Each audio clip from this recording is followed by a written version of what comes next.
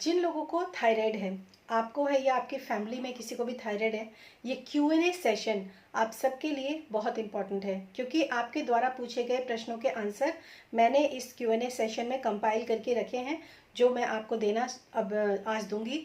और साथ में ये भी कहूँगी कि आपने क्वेश्चंस नहीं भी पूछे हैं तो भी ये क्वेश्चन आप सुनिए, हो सकता है आपके कुछ क्वेश्चन के आंसर्स भी इसके अंदर इन्वॉल्व हों। साथ में ये भी कि इसी वीडियो के कमेंट सेक्शन में आप अपने क्वेश्चंस भी लिख सकते हैं, ताकि नेक्स्ट Q&A सेशन में मैं उनको इंक्लूड करूं और आपको उसके आंसर्स मिलें, जिसके लिए आप पर्सनल सेशन बुक करते हैं। अभी ये ओपन है, आप अपने क्वेश्चंस के आंसर पा सकते हैं, वीडियोस देख लीजिए। तो चलिए शुरू करते हैं। सबसे पहला क्वेश्चन है प्रीति का। इन्होंने बोला है ऑटो इम्यून, एंटीबॉडीज और thyroid, what is the difference. देखिए, जो लोग आजकल जिन लोगों को थायराइड है, अगर वो अपने NT-TPO एंड TG का टेस्ट करवाते हैं और वो पॉजिटिव आता है, तो ये कहा जा सकता है कि उन लोगों को ऑटो इम्यून डिजीज़ है। ऑटो इम्यून डिजीज़ क्या होती है? आपके शरीर का जो इम्यून सिस्टम होता है वो आपको प्रोटेक्ट करने की बजाय आपके ही ऊपर वो अटैक करने लगा है। अब ये अटैकिंग जो है कहीं पर भी हो सकती है। आपके थायराइड ग्लैंड पर होती है तो आपको जो है एंटीबॉडीज़ बढ़े हुए हैं, आपके ग्लैंड पर अटैक कर रहे हैं तो आपका TSH बढ़ेगा। आपके T3 और T4 जो है वो भी इम्बैलेंस हो सकते हैं। आपके जॉइंट पेन जो होते हैं वहाँ पर भी अटैक कर सकता है, तो आपको जोड़ों में दर्द हो सकता है।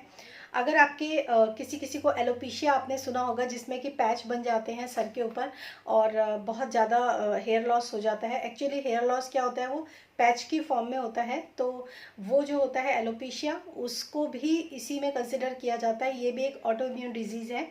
तो जो एंटीबॉडीज़ होते हैं जो आपको प्रोटेक्ट करने का काम करते हैं, वो एंटीबॉडीज़ अब आपके ऊपर ही अटैक कर रहे हैं। This is called auto immune. और ज़रूरी नहीं है कि इसके अंदर सिर्फ थायराइड ही काउंट हो। ऑटो इम्यून डिजीज़ जो होती है वो बहुत सारी होती हैं। इसके ऊपर मैं अलग से जो है स्पेशली एक वीडियो ज़रूर बनाऊंगी, जिसमें आपको पता चलेगा सिर्फ थायराइड ही नहीं, ऑटो इम्यून डिजीज़ बहुत सारी प्रॉब्लम्स को खड़ा कर देती है, जिसके लिए हम अलग अलग मेडिसिन लेते हैं।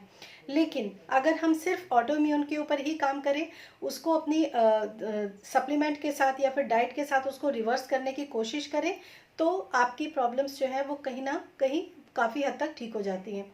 तो इसीलिए एंटीबॉडीज़ जो होते हैं वो आपकी ऑटोइम्यून डिजीज़ का कारण होते हैं, जब वो आपके ऊपर अटैक करते हैं, और उसी की वजह से कई बार लोगों के TSH हाई होते हैं।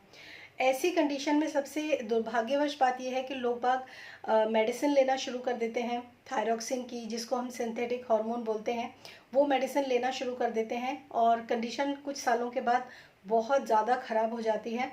मोटापा तो खैर बहुत ज़्यादा बढ़ ही जाता है, साथ साथ शरीर के अंदर जो अन्य बीमारियां जन्म लेती हैं, जैसे कॉन्स्टिपेशन, बीमारियां नहीं होती, सिम्टम्स होते हैं सारे।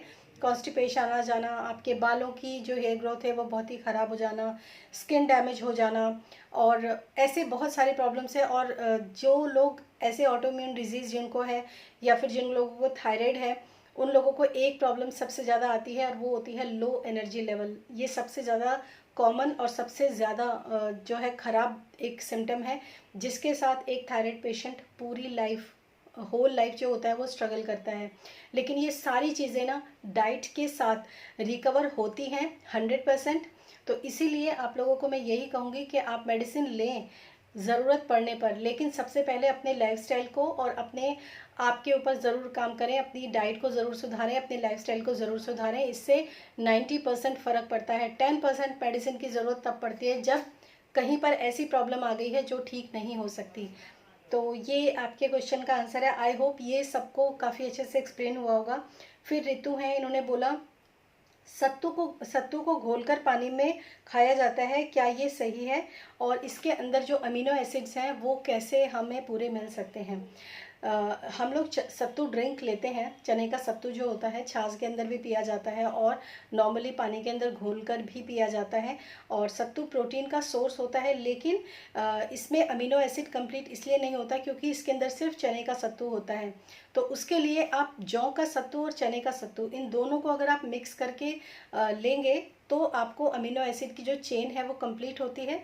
लेकिन इसके अंदर कार्बोहाइड्रेट्स जो होते हैं वो फिर भी ज़्यादा होते हैं, लेकिन ये ज़्यादा बेनिफिशियल होता है अगर आप चने का और जौ का सत्तू दोनों को मिक्स करके अपने लिए कोई भी स्वीट और सॉल्टी कोई भी शेक बनाते हैं। इसके बाद पम्पकिन सीड, ये एक शॉर्ट्स में था कि पम्पकिन सीड खाना चाहिए थायराइड पेशेंट को। सनफ्लावर सीड भी खाने चाहिए, सीड्स बहुत अच्छे होते हैं, नट्स भी अच्छे होते हैं, और सीड्स तो अब साइंटिफिकली प्रूव्ड हो चुका है कि सीड्स बहुत अच्छे सुपर फूड माने जाते हैं। तो कितने खाने चाहिए? एक दिन में सिर्फ 1 चम्मच आप कोई भी सीड ले सकते हैं। मिक्स सीड्स भी अच्छे होते हैं, लेकिन अगर आप 1 चम्मच सीड्स को है एक ही दिन में अगर आप इंक्लूड करते हैं तो उसके ज़्यादा बेनिफिट आपको देखने के लिए मिलते हैं। सीड्स को हमेशा रोस्ट करके लेना चाहिए, सोक करके लेना चाहिए। कभी भी डायरेक्ट सीड्स मत खाइए, क्योंकि उसकी जो बायो अवेलेबिलिटी होती है वो इंक्रीज़ हो जाती है जब हम उसको सोक करते हैं। जैसे बादाम होता है ना, बादाम को हमेशा सोक करके खाना चाहिए, उसका छिलका उतार के खाना चाहिए। तो जब हम बादाम को सोक करके खाते हैं तो उसके वो हमें इजीली डाइजेस्टेबल हमारे लिए हो जाता है। इसीलिए रॉ जो नट होते हैं उनको नहीं खाना चाहिए, या फिर अगर आप उसको, सर्दियों का मौसम है और अगर आप उसको तलकर या भूनकर खाते हैं तो भी वो इजीली डाइजेस्टेबल होता है। तो इस तरीके से आप कोई भी नट्स एंड सीखते हैं तो इसी फॉर्म में लीजिए, रॉ मत लीजिए। इसके बाद निर्मला देवी, इन्होंने पूछा है एनलार्जमेंट ऑफ हार्ट इनका है और हर समय इनको सोने का मन करता है।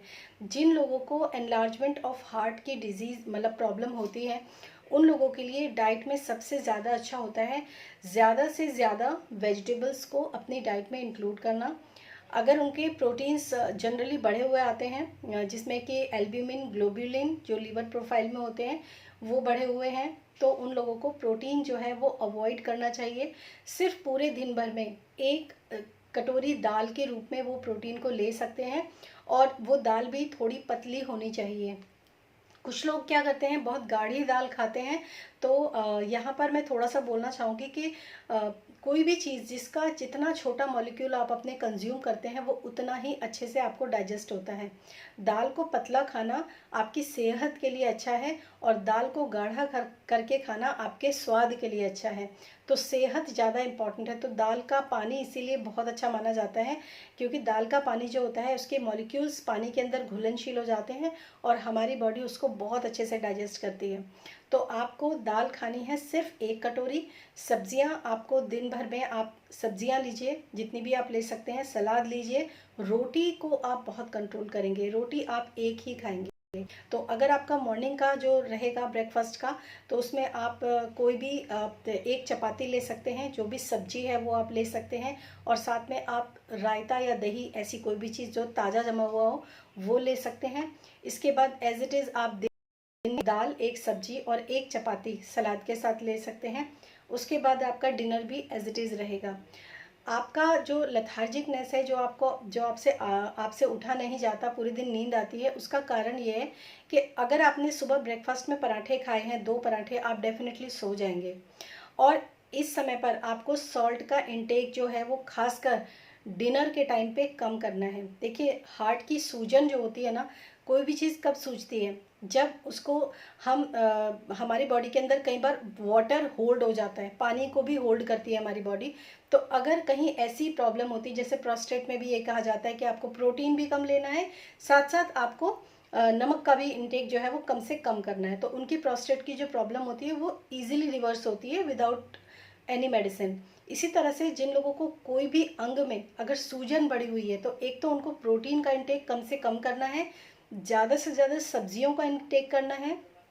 एक बार अपने पोर्शन में वो फ्रूट ज़रूर इंक्लूड करें जो सीजनल हो, और इसके साथ सॉल्ट जो है वो कम से कम लें, खासकर डिनर में।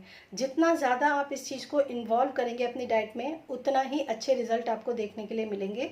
और साथ साथ ये भी है कि आपके लिए हल्के फुल्के प्राणायाम और योगा जो होता है वो बहुत अच्छा है।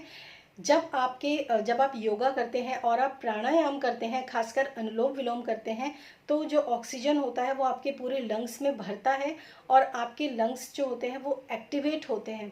बहुत सारे लोगों को ये प्रॉब्लम होती है, उन लोगों को सांस लेने में प्रॉब्लम होती है। सांस लेने में प्रॉब्लम इसीलिए हो रही है, आप सांस लेते हैं तो वो ऑक्सीजन पूरी तरह से आपके लंग्स में भरती नहीं है, और उसके बाद क्या होता है, ऑक्सीजन नहीं मिलने के कारण एक अजीब सी अनईजीनेस और अजीब सी घबराहट आप लोगों को रहती है। तो इस कंडीशन में आपको प्राणायाम जो है वो आपके फेफड़ों का, आपके दिल का आहार है, और जो आपका आहार जो आप खाएंगे वो आपके पूरे शरीर के लिए है। तो दोनों तरफ काम करना बहुत ज़रूरी है अगर आप इस बीमारी से बचना चाहते हैं और इसको रिवर्स करना चाहते हैं without any help of medicine. तो ये आपके क्वेश्चन का आंसर है। फिर है एक्सपेरिमेंट शॉट, ये तमिलनाडु से हैं, इनका TSH जो है वो 40 है, और टेकिंग मेडिसिन फ्रॉम 1 मंथ, और चक्कर आते हैं, दवा छोड़कर डाइट ले सकते हैं क्या? बिल्कुल आप ले सकते हैं, लेकिन आपका TSH 40 है। 40 बहुत ज़्यादा है। या तो आपके जो सिम्टम्स हैं आप उनको थोड़ा सा अगर इग्नोर करें, 1 महीने से आप दवाई ले रहे हैं, तो अगर आप 50 mcg की मेडिसिन ले रहे हैं तो आप 1 हफ्ते के बाद 25 पे करिए, और फिर 25 को भी हाफ कर दीजिए। इसी तरह वीकली अपने मेडिसिन को धीरे धीरे रिड्यूस करते जाना है, और साथ साथ आपको अपनी डाइट को भी इम्प्रूव करते हुए चले जाना है। डाइट के ऊपर भी मैंने बहुत वीडियोस बना रखे हैं। अभी तो फ़िलहाल मैंने सारे जो एनरोलमेंट्स हैं वो बिल्कुल बंद किए हुए हैं। अभी अगर आप एनरोल्ड करेंगे भी तो आप भी पॉसिबल नहीं है, एनरोलमेंट अभी बंद है। आप कंसल्टेशन ले सकते हैं। कंसल्टेशन में भी आपको मैं यही बताऊंगी कि आपको किस तरीके से डाइट लेनी है। सबसे पहले जैसे मैंने आपको बताया, कार्बोहाइड्रेट को थोड़ा कंट्रोल करिए, और उसके साथ प्रोटीन को बढ़ाइए, फाइबर को बढ़ाइए, और अपनी डाइट के अंदर जो है आपको सैलड और सब्जियों को ज़्यादा बढ़ाना है, कार्बोहाइड्रेट्स को कम करना है।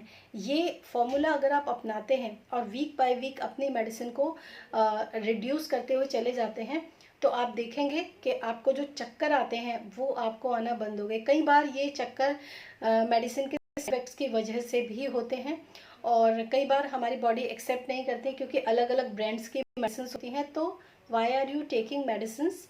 मेडिसिन को धीरे धीरे रिड्यूस कीजिए, लेकिन साथ साथ आपको अपने लाइफस्टाइल को और अपनी डाइट को भी मेंटेन करना है। जब तक आपका एक एक स्टेप बढ़ता है उसी के हिसाब से आपकी मेडिसिन भी रिड्यूस होंगी। और मेक श्योर कीजिए 1 महीने के बाद आप अपना फिर से ब्लड टेस्ट करवाइएगा। जब आप पूरी डाइट प्रॉपरली फॉलो कर रहे हैं उसके बाद आप देखेंगे कि आपका जो 40 TSH है वो रिड्यूस हो जाता है। तो ये एक तरीका है अपने थायराइड को रिवर्स करने का। थायराइड रिवर्स करना कोई बड़ी बात नहीं है। आप सोचते हैं मेडिसिन खा लिया, आपके मेडिसिन से आपका जो थायराइड है वो रेंज में आ गया, इससे बड़ा मिथ आपके लिए कोई हो नहीं सकता। क्योंकि आप ऊपर से जो आप ले रहे हो ना मेडिसिन, उसकी वजह से आपका TSH कम हुआ है। लेकिन जब आप मेडिसिन को थोड़ा सा आप साइड करके अगर आप डाइट को फॉलो करते हैं, उससे भी आपका TSH रिड्यूस होता है। न सिर्फ आपके सिम्टम्स भी रिवर्स होते हैं, आपका वेट भी लूज होता है, आपके एनर्जी लेवल्स भी अच्छे होते हैं, और जो चक्कर आ रहे हैं ये भी जो है आपका रिड्यूस हो जाता है। तो बेस्ट वे है डाइट और लाइफस्टाइल को अपनाएं। मेडिसिन आपको कोई सिम्टम आपके रिवर्स नहीं करती है, बहुत थोड़े बहुत सिम्टम रिवर्स करती है। और जैसे ही आप मेडिसिन छोड़ेंगे, अभी 40 है TSH, इसके बाद काफ़ी ज़्यादा बढ़ जाएगा। तो इस चीज़ को आप थोड़ा सा ध्यान रखिए। उसके बाद है यूज़र VP9, इन्होंने लिखा है ग्लूटेन प्लस डेयरी कोई भी प्रोडक्ट इनको सूट नहीं करता, पेट खराब रहता है, इनका TSH 10 है, और सारे दिन वीकनेस बनी रहती है। तो देखिए, आपको ग्लूटेन और डेयरी सूट नहीं करता है, आई नो और आई एग्री विद दैट कि आपको नहीं सूट करता होगा। लेकिन आप अपने ग्लूटेन और डेयरी की जो पोर्शन है ना, सबसे पहले आप उसको कंट्रोल करना शुरू कीजिए। अगर आप ये सोचते हैं कि मैं 4 चपाती या 3 चपाती खा लूँ और उसके बाद जो है मेरे एनर्जी लेवल्स अच्छे रहेंगे, तो ऐसा नहीं होगा। आप जब अपनी, मैंने लास्ट के जो वीडियोस बनाए, इसी के जो पार्ट्स बनाए, उसमें मैंने बहुत अच्छे से समझाया प्रोटीन को कैसे लेना है, आपको कार्बोहाइड्रेट को कैसे लेना है, कैसे अपनी प्लेटिंग को मेंटेन करना है। आप उस प्रोसेस से चलेंगे तो आपको रिज़ल्ट ज़रूर मिलेंगे। आपके ये जो आपको दिन भर चक्कर आते हैं, या दिन भर आपको जो आपके एनर्जी लेवल्स जो लो रहते हैं, कार्बोहाइड्रेट आपको ग्लूटेन सूट नहीं करता, तो आप ग्लूटेन इतना सारा क्यों खा रहे हैं? आप ग्लूटेन या गेहूं के आटे के अंदर थोड़ा सा आप बेसन डाल के अपने लिए एक चपाती बनाइए, सब्जी बनाइए, दाल बनाइए, दही, सलाद, सब कुछ रखिए। अगर आप सोचते हैं कि मैं इतनी सी सब्जी, तो आपको दिक्कत आनी ही आनी है। तो ये सारी चीज़ें जो मैं लास्ट वीडियोस में आप लोगों को एक्सप्लेन करती जा रही हूँ, इन चीज़ों का आप ध्यान रखिए। अभी एनरोलमेंट नहीं होंगे, अभी आप सिर्फ और सिर्फ कंसल्टेशन ही बुक कर सकते हैं। तो इसी के साथ जो है मैं इस वीडियो को एंड करती हूँ, Q&A को। आपके कोई भी क्वेश्चन है आप कमेंट सेक्शन में लिखिए, लेकिन एक क्वेश्चन प्लीज़ आप मत लिखिए कि मेरा T3 T4 नॉर्मल है और TSH हाई है। उसके लिए मैं अभी से आपको बता देती हूँ कि आपको अपना ब्लड टेस्ट करवाना चाहिए।